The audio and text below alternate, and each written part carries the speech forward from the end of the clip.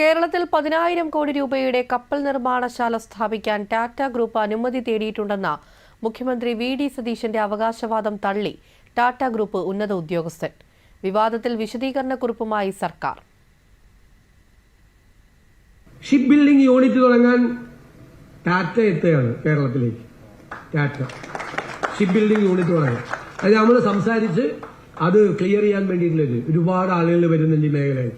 വളരെ ശ്രദ്ധിച്ചു. കേരളത്തിലെ കപ്പൽ നിർമ്മാണ മേഖലയിൽ 10,000 കോടി രൂപ നിക്ഷേപിക്കാനുള്ള പദ്ധതിക്ക് ടാറ്റ ഗ്രൂപ്പ് അനുമതി തേടി എന്നായിരുന്നു മുഖ്യമന്ത്രി വി.ഡി. സതീശൻ ബ്ലൂബർഗിന് നൽകിയ അഭിമുഖത്തിൽ പറഞ്ഞത്.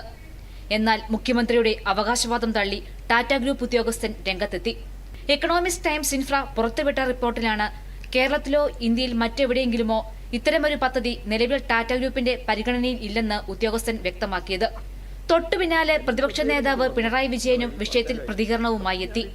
ടാറ്റ കമ്പനിയുടെ കപ്പൽ നിർമ്മാണ കേന്ദ്രം വരുമെന്ന മുഖ്യമന്ത്രിയുടെ പ്രസ്താവനയെക്കുറിച്ച് അറിയില്ല, വിഷയത്തിൽ വ്യക്തതക്കുറവ് ഉള്ളതിനാൽ എന്താണ് വാസ്തവമെന്ന് അറിയില്ലെന്നുമായിരുന്നു പ്രതിപക്ഷ നേതാവിന്റെ പ്രതികരണം.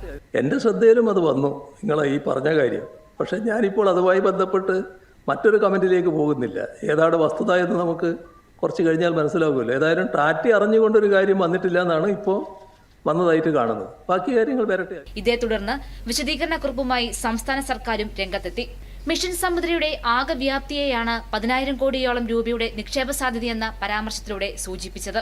മലബാർ സിമന്റ്സ് ലിമിറ്റഡും ടാറ്റ പ്രോജക്ട്സ് ഗ്രൂപ്പിന്റെ ഭാഗമായ ആർട്സ് ആൻഡ് എഞ്ചിനീയറിംഗ് ലിമിറ്റഡും ചേർന്ന് കൊച്ചിൻ പോർട്ടിൽ കപ്പൽ നിർമ്മാണ യൂണിറ്റ് സ്ഥാപിക്കുന്നതിനുള്ള സംയുക്ത സംരംഭത്തിന് സർക്കാർ സൗകര്യമൊരുക്കിയെന്നുമായിരുന്നു മുഖ്യമന്ത്രിയുടെ വിശദീകരണം. ടാറ്റ ഗ്രൂപ്പിന്റെ അനുബന്ധ സ്ഥാപനമായ ആർട്സൺ ഗ്രൂപ്പും പൊതുമേഖലാ സ്ഥാപനമായ മലബാർ സിമന്റ്സും സംയുക്ത സംരംഭത്തിനുള്ള ധാരണാപത്രത്തിൽ 2025 ഒപ്പുവച്ചത്.